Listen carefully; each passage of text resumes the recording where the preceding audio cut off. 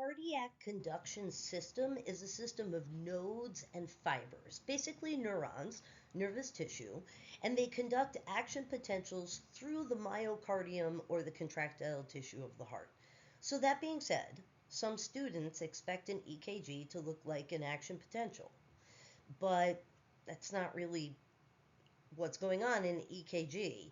An EKG is a composite of all action potentials that are happening in the heart. So we have action potentials of cardiomyocytes that are just about to contract. And that's happening at the same time as other cardiomyocytes are starting to relax.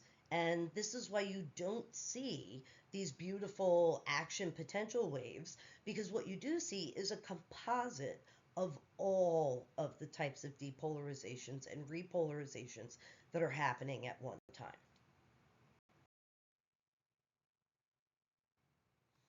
Each one of these waves or features on an EKG corresponds to a step in the cardiac cycle.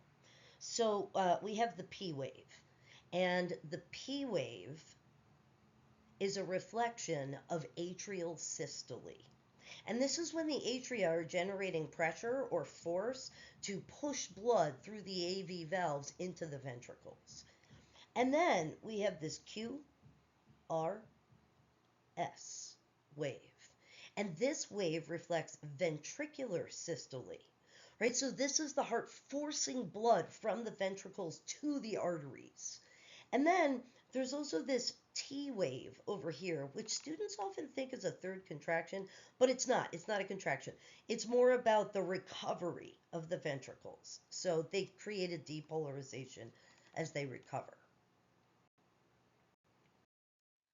Not only do we look at each peak or each wave on the EKG, we also look at the intervals between and containing those waves. The most important intervals for us are listed on this diagram here. The duration between the start of the P wave and the start of the R wave, as you could have guessed, that's called the PR interval, and it reflects how long it takes the action potential of the pacemaker cells in the SA node to get to the cells in the AV node. So this interval contains the P wave, and it can help us understand if there's something wrong with either the SA node or maybe even the atrial myocardium. The QT interval reflects the time that it takes only the myocardium of the ventricles to have their contraction. And this can be very important to discovering myocardial infarctions or areas of the myocardium that have been denied oxygen and aren't having their action potential. If any ventricular myocardiocytes are dead, then this QT interval is going to be affected. The ST interval is a really important interval. The duration of the ST interval can tell you how long it's taking the heart to fill. This is important because if you don't fill, then you have nothing to pump out. So the length of the ST interval reflects the volume of the end diastolic volume, the EDV.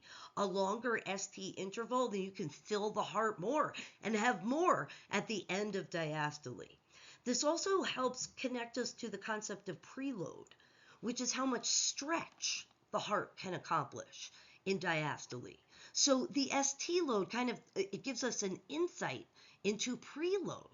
So again, if the heart stretches more, then it's going to be able to fill more, and that ST interval is going to be longer. And I know you want to think that stretching more and more and more is better. That is not true. There's an optimal stretch, and if you go beyond that, then preload's not a good thing.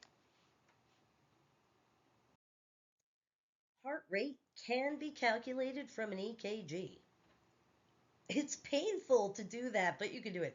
Those little tiny blocks on the background of the EK strip down there, they represent time. Can you see that there are thicker outlines like this one and this, right? And then there's little tiny blocks in between them.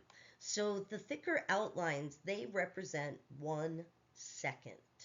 And both of these strips, both of them, represent 5 full seconds of runtime.